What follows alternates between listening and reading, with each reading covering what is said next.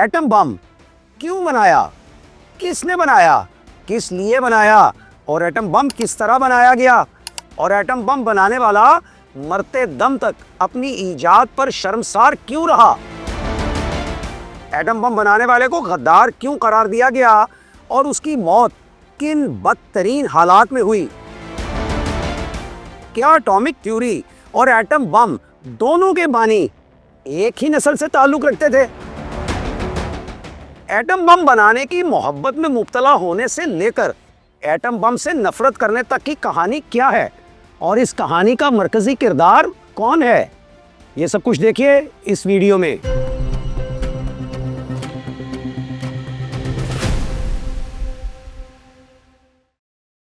अस्सलाम वालेकुम, मेरा नाम है सजाद शफीक भट्ट। हम सब ये बात अच्छी तरह जानते थे कि अब ये दुनिया पहले की तरह नहीं रह जाएगी। कुछ लोग इस बात पर हंसे, कुछ रोए और ज़्यादातर लोग खामोश रहे। मुझे हिंदू मजहबी कलामों से एक फ़िक्रा याद आता है। भगवत गीता में लिखा है कि हिंदू खुदा वैष्णव अपने शहजादे को दुश्मनों से जंग के लिए राज़ी करने की कोशिशों के दौरान जलाल में आ जाता है और उसे कहता है कि अब मैं मौत बन गया हूँ जो दुनियाओं को तबाह बर्बाद कर देती है। मेरे ख्याल में एक तरह से या किसी भी तरह से हम सब ने यही सोचा था। ये तारीखी फ़िक्रे एटम बम के मूजिद डॉक्टर जूलियस रॉबर्ट ओपनहाइमर के हैं, जो उसने खुद अपने बारे में और उन साइंसदानों, इंजीनियर्स और टेक्नीशियंस पर मुश्तमिल अपनी टीम के बारे में कहे थे। डॉक्टर जूलियस रॉबर्ट ओपनहाइमर 22 अप्रैल सन 1904 ईस्वी को न्यूयॉर्क अमेरिका में आबाद एक खुशहाल यहूदी ख़ानदान के यहाँ पैदा हुआ। ओपनहाइमर का बाप टेक्सटाइल मसनूआत का कारोबार करता था और जर्मनी से नकल मकानी करके अमेरिका में आबाद हुआ था। ओपनहाइमर ने अंडर ग्रेजुएट डिग्री हार्वर्ड से हासिल की और फिर आला तालीम के हुसूल के लिए बरतानिया और जर्मनी के सफ़र किए। इस दौरान उसकी मुलाकातें दुनिया के एक मशहूर तरीन साइंसदान आइंस्टाइन से हुई। ओपनहाइमर और आइंस्टाइन दोनों यहूदी मज़हब से ताल्लुक़ रखते थे। आइंस्टाइन मादे के तवानाई से फ़िज़िकल ताल्लुक़ की थ्योरी E=mc² पेश कर चुका था। दर हकीकत यही थ्योरी बाद अज़ां ओपनहाइमर के हाथों एटम बम की ईजाद में इंतहाई अहमियत की हामिल बनी। जर्मनी की गोटेनबर्ग यूनिवर्सिटी से डॉक्टरेट करने के बाद ओपनहाइमर ने अमेरिका की बर्कले यूनिवर्सिटी में फ़िज़िक्स का मज़मून पढ़ाना शुरू कर दिया। डॉक्टर ओपनहाइमर को क्वांटम फ़िज़िक्स के अलावा रिलेटिविटी की थ्योरीज पर तहकीक का जैसे एक जुनून लाक था। इसी दौरान उसने सन 1940 में कैथरीन पॉइनिंग से शादी भी कर ली। उस वक्त तक वो अमेरिका का सबसे आला दर्जे का तबीयत दान यानी फिजिक्स का माहिर बन चुका था। सन 1939 में दुनिया भर के साइंसदानों ने इस खदशे का इजहार किया कि एडोल्फ हिटलर की क़यादत में जर्मनी एटम बम बना रहा है, जबकि डॉक्टर ओपनहाइमर ने सन 1941 में बाकायदा न्यूक्लियर रिसर्च का आगाज़ किया। हाइमर को मैनहट्टन प्रोजेक्ट का सरबराह मुकर्रर किया गया, जिसकी जिम्मेदारी ही यही थी कि वो रियासत हाय मुत्तहिदा अमेरिका को जर्मनी से पहले एटम बम तैयार करके फराहम करे। सन 1943 में हाइमर को न्यू मैक्सिको में लॉस एलामोस लैब का डायरेक्टर मुकर्रर किया गया। कमोबेश 4 बरस की अनथक मेहनत के नतीजे में बिलाखिर सन 1945 16 जुलाई के रोज़ हाइमर और उसकी टीम दुनिया का पहला एटम बम बनाने और न्यू मैक्सिको में तजर्बाती तौर पर इसकी आजमाइश कर लेने में कामयाब हो गए। उधर दूसरी जंग अजीम जारी थी और बरतानिया जर्मनी और जापान से हार रहा था। इन्हीं हालात के तहत बरतानिया ने दुनिया की हुक्मरानी का ताज अपने सर से उतार कर अमेरिका के सर पर रख दिया और अमेरिका ने बरतानिया को ज्वाइन करने के नतीजे में जापान के हाथों पर्ल हार्बर जैसा तबाहकुन हमला बर्दाश्त किया। लेकिन इसके फौरी बाद अमेरिका ने 6 अगस्त को जापान के शहर हिरोशिमा पर एक एटम बम लिटिल बॉय गिराया और 9 अगस्त को फैटमैन नाम का एटम बम नागासाकी पर गिरा दिया। इन एटमी धमाकों के बाद दुनिया का सारा जंगी मंजरनामा तब्दील हो गया।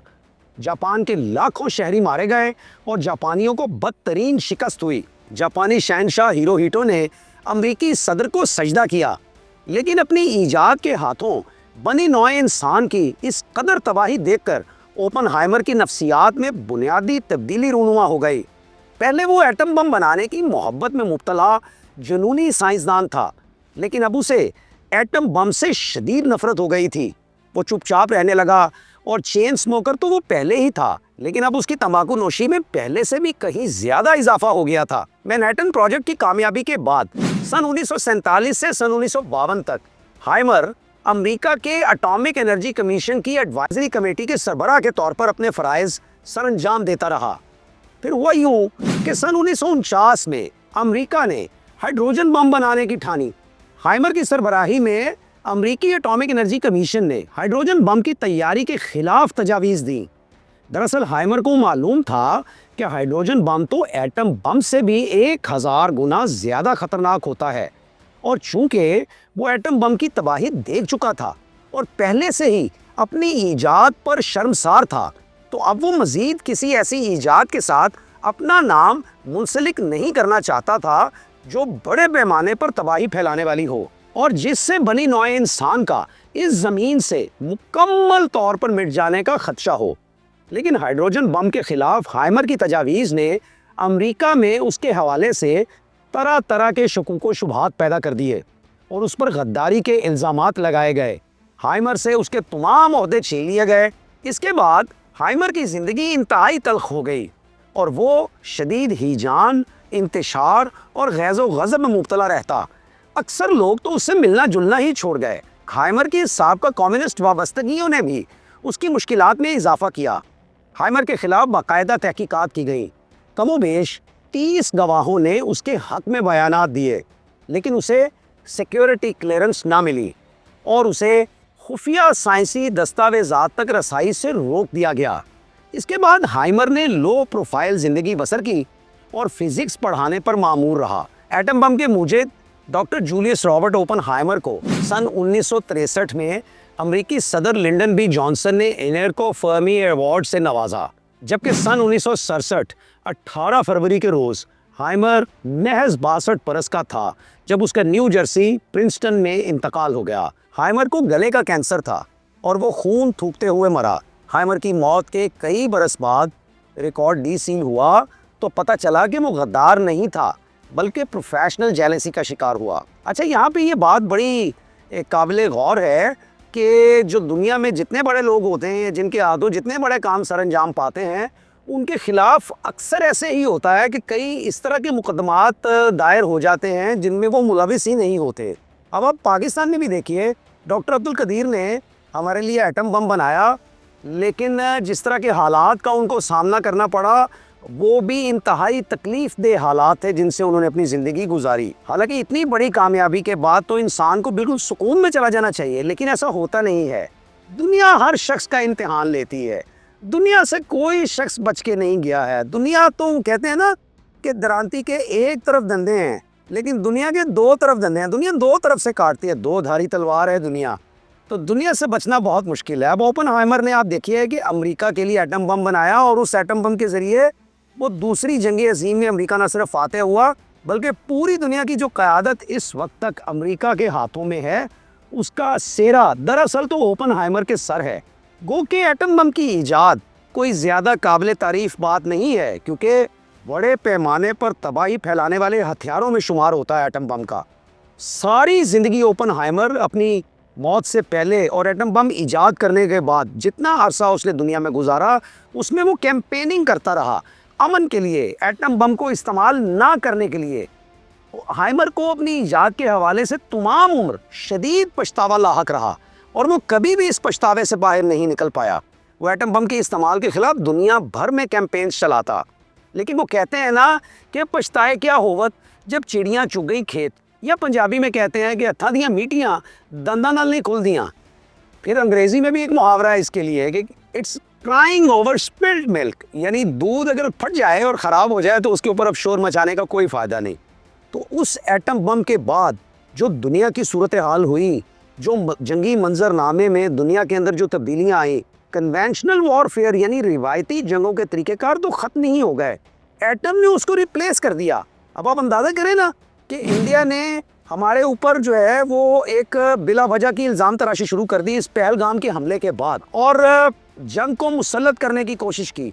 आज हमारे पास एटम बम है, शुक्र है, और हमने जब उनको कहा कि फिर हम फुल स्पेक्ट्रम के ऊपर अपनी कौमी पावर को इस्तेमाल करेंगे और न्यूक्लियर हथियार को भी लेके आएंगे बीच में, तो इंडिया जो है वो झाग की तरह नीचे बैठना शुरू हो गया।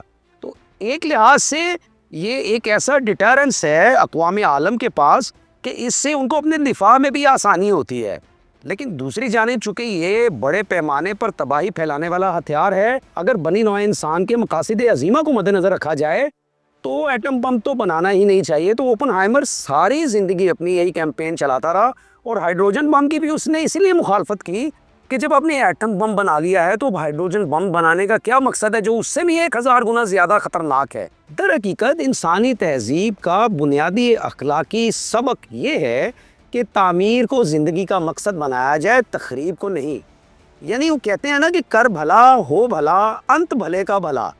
तो मिशन तो हर इंसान का, हर कौम का, हर कुंबे का, हर बरादरी का यही होना चाहिए कि तरक्की की दौड़ में आगे जाया जाए, लेकिन तरक्की की दौड़ में कोई भला कब तक और कहाँ तक भागा चला जाएगा, ऐसा तो नहीं करना चाहिए ना कि तरक्की की दौड़ में हर जायज़ नाजायज़ को आप इख्तियार करते चले जाएं और बनी नौ इंसान की तबाही के बंदोबस्त करते चले जाएं। अच्छा, इस वक्त सूरत हाल ये है कि अल्लाह की ज़मीन के साथ जो अवेलेबल डेटा है उसके मुताबिक इंसान ने अल्लाह की ज़मीन के साथ कम से कम 12,000 तैयार एटम बम बांध रखे हैं। यानी आप अंदाज़ा करें कि बनी नौ इंसान ने अपने हाथों अपनी तबाही का बंदोबस्त खुद तैयार कर रखा है। और हाइड्रोजन बम इस वक्त दुनिया में कितने हैं इसके बारे में तो अल्लाह ही बेहतर जानता है कि वो कितने हैं। अब आप अंदाज़ा करें कि 12,000 तो तैयार एटम बम हैं और फिर हाइड्रोजन बम भी हैं, और उसके अलावा इंसान ने क्या क्या बना रखा है उसके बारे में भी हम नहीं जानते, क्योंकि बहुत सारी मालूमात जंगी मामलात के बारे में खुफिया रखी जाती हैं। अब इस वक्त दुनिया के अंदर 8 ममालिक हैं पाकिस्तान समेत जिनके पास एटमी टेक्नोलॉजी है और एटमी हथियार हैं और बड़े पैमाने पर नुकसान पहुंचाते हैं, ये बड़े पैमाने पर तबाही फैलाने वाले ये हथियार हैं। अच्छा, अमेरिका दुनिया में ये तकाज़ा करता है, जैसे ख़ुसूसी तौर पे ईरान से उसका तकाज़ा है कि ईरान एटम बम नहीं बनाए। अब बात यह है कि इंसाफ पसंदी भी एक चीज़ है और अमन पसंदी भी एक चीज़ है। अमन के मकासद को अगर मद्देनज़र रखा जाए तो दरअसल तो बड़े पैमाने पर तबाही फैलाने वाले हथियारों की मौजूदगी ही नहीं होनी चाहिए। सारी दुनिया को मिलकर ये तय करना चाहिए कि हम एटम बमों को ख़त्म कर रहे हैं, इस ज़मीन को, इस कुर्राए अर्ज़ को इस तरह के हथियारों से। कन्वेंशनल हथियार रखें, ठीक है, दिफा जो है वो ममालिक का अपनी अपनी ज़िम्मेदारी है और दिफा की ज़रूरियात के लिए जितना असला ज़रूरी है कन्वेंशनल वो रखे, लेकिन ये इस तरह के हथियार जो है खुदा का वास्ता है, इस तरह के हथियार कुर्राए अर्ज़ से इनका ख़ात्मा होना चाहिए। और इस बारे में बनी नौ इंसान को एक मुश्तरका इकट्ठ करने चाहिए और इसको तहलील करना चाहिए इस क़ुव्वत को, क्योंकि ये सब के लिए नुकसानदेह है। ये किस तरह की जंग है जिसमें ये ना पता चले कि बच्चा भी मारा जा रहा है और औरत भी मारी जा रही है और मरीज़ भी मारा जा रहा है और माजूर भी मारा जा रहा है। ऐसे तो नहीं होता है ना। लड़ाई लड़ने वाले से लड़ाई लड़ी जाती है जो लड़ाई का हिस्सा ही नहीं है जो शख्स। यानी जब एटम बम गिरता है तो फिर कितना अरसा वहाँ पे माजूर बच्चे पैदा होते रहते हैं। हिरोशिमा और नागासाकी वालों से पूछे ना आप। जापान इस वक्त पूरी दुनिया के अंदर तब से लेके अब तक एटम बम के ख़िलाफ़, उसकी तैयारी के ख़िलाफ़ कैंपेन चलाता है और बहुत पैसे खर्चता है और दुनिया को मनवाने की कोशिश करता है इस पॉइंट को कि आप एटम बम्स को बनाना बंद कर दें। अच्छा चले, अगर आप एटम बम बनाते हैं तो फिर सबका इख्तियार होना चाहिए, सब बना सके। यानी आप फिर ईरान के ऊपर क्यों पाबंदी लगाते हैं कि ईरान एटम बम नहीं बनाएगा, हमारे पास एटम बम होंगे, हमारे पास होंगे और आपके पास नहीं होंगे, तो ये ऐसे तो नहीं होगा। तो ये फिर एक और तरह की मुज़ामत जो है ना वो शुरू हो जाती है, एक और तरह का लड़ाई झगड़ा शुरू हो जाता है। तो दरअसल तो होना यही चाहिए कि दुनिया के अंदर अमन हो और खुदा भी अमन चाहता है। ज़ाहिर है अमन के लिए आपको थोड़ा बहुत डिटेरेंस तो रखना पड़ता है, थोड़ी बहुत तैयारी तो रखनी पड़ती है, लेकिन बड़े पैमाने पर तबाही फैलाने वाले हथियार जो हैं इनका पूरी दुनिया से ख़ात्मा होना चाहिए। किसी के पास नहीं होना चाहिए, किसी के पास नहीं होना चाहिए। और अगर फ़र्ज़ करें, अगर आप कहते हैं कि आपने बनाने फिर सब बनाए भाई, सब बनाएं, फिर चलाएं, फिर खाना ख़राब फेर दें इसको राय अर्ज़ का, कुछ भी नहीं बचेगा। यानी ये 12,000 एटम बम, चेरनोबिल हुआ था रशिया में, मैंने आपको बताया। चेरनोबिल एक एटॉमिक रिएक्टर था जहाँ पे जो है ना, जहाँ से बिजली बनाई जाती थी और फिर यूरेनियम भी अफज़ूदा करता था रशिया। चेरनोबिल फट गया था, आज तक पता नहीं चला कि वो हादसा था या उसमें कोई मुलविस था। वो सारा एरिया अब तक बंद पड़ा है, वहाँ कोई जा नहीं सकता। तापकारी फैलती है इससे, रेडियाई लहरें निकलती हैं इससे, और बड़ी बड़ी दूर तक जाती हैं, हत्ता कि चेरनोबिल वो रशिया में बढ़ा था और यहाँ पे कराची तक लोगों के सरों के बाल गिर गए थे और जल्दी बीमारियों में इजाफा हो गया था। इसलिए कि जब फिर हवा चलती है तो तापकारी के असरात जो हैं वो बर्रे आज़मों में सफ़र करते हैं। अल्लाह ना करे, अल्लाह ना करे, अल्लाह ना करे, अगर कोई एटॉमिक हमला कोई मुल्क भी किसी मुल्क के ऊपर करता है तो सिर्फ उसके ऊपर हालात नहीं होते हैं, पूरी जो माहौलियात है ना दुनिया की वो जुड़ी हुई हैं। कोई चीज़ किसी चीज़ से जुदा नहीं है। अमूमी तौर पे तो ये लगता है ना कि अमेरिका पाकिस्तान से जुदा है, हिंदुस्तान पाकिस्तान से जुदा है या अफ़गानिस्तान पाकिस्तान से जुदा है, लेकिन मौसमों के लिहाज से, पानी के लिहाज से, माहौल के लिहाज से, माहौलियात के लिहाज से अलग-अलग कुछ नहीं है, सब आपस में जुड़ा हुआ है। और अगर एटॉमिक की जो ताकत है उसका एक दूसरे के ख़िलाफ़ बेमहाबा इस्तेमाल होगा या एटॉमिक के जो हादसात होते हैं वो इतने ख़तरनाक होते हैं कि उसका हमेशा के लिए असर रह जाता है ज़मीन के ऊपर। तो ये ज़मीन अल्लाह ताला का हमें तोहफ़ा है, ये हमें उसने रहने के लिए दी है, ख़राब करने के लिए नहीं दी है। अमन पसंदी, अमन अमन अमन करना चाहिए। जंग जो है ना वो बिल्कुल जंग, मैं ये नहीं कहता हूँ कि जंग गैर ज़रूरी चीज़ है, जंग लड़नी भी पड़ती है, लेकिन जंग लड़ने के भी कुछ उसूल होते हैं। जंगों में बच्चे तो नहीं मारे जाते, जंगों में औरतें तो नहीं मारी जाती, जंगों में बीमार तो नहीं मारे जाते, जंगों में दरख्त तो नहीं काटे जाते, जंगों में जो इबादत गाहें हैं उनको तो नुकसान नहीं पहुंचाया जाता। एटम बम कुछ नहीं देखता, हाइड्रोजन बम कुछ नहीं देखता। तो कहने का मकसद ये है कि हमें इस दुनिया को एक पुरअमन दुनिया बनाना चाहिए और उसके लिए कोशिशें करनी चाहिए। तो अपना ख्याल रखिए और हालात भले कैसे ही क्यों ना हो, हमेशा तामीरी सोच इख्तियार कीजिए और मस्बत रवैया रखिए, मस्बत रवैया रखिए, क्योंकि मनफी रवैया रखने से आपकी शख्सियत भी मनफी होती चली जाती है। और शुरू में तो शायद यही लगता है जिस तरह ओपनहाइमर को लगा था कि मैं बहुत तरक्की कर रहा हूँ, मैं आगे जा रहा हूँ, मैं फ़िज़िक्स का बड़ा माहिर बन गया हूँ। जैसे ही एटम बम को इस्तेमाल किया गया उसके बाद से लेके मरते दम तक इंतहाई शर्मिंदा रहा वो शख्स और सारी दुनिया में वो कैंपेन चलाता रहा कि ये एटम बम जो है ये नहीं बनाने चाहिए और इसको बिल्कुल नहीं इस्तेमाल करना चाहिए और इस तरह के हथियार नहीं बनाने चाहिए। अपना ख्याल रखिए और हालात भले कैसे ही क्यों ना हो, हमेशा तामीरी सोच इख्तियार कीजिए। बहुत शुक्रिया आपका। अल्लाह हाफ़िज़।